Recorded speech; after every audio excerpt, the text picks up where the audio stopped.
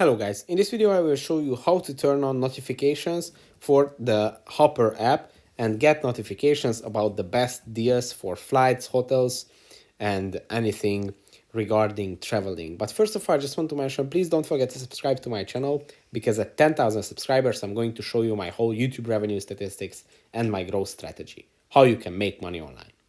So let's jump into it. First, open the Hopper app, then go to the profile icon, which is on the top left corner. And when you tap on it, you will find the push notifications tab here right below the currency tab.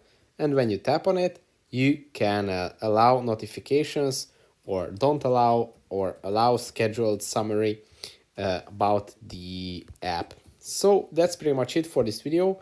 I hope it was helpful for you. If it was, please consider subscribing and see you in the next one.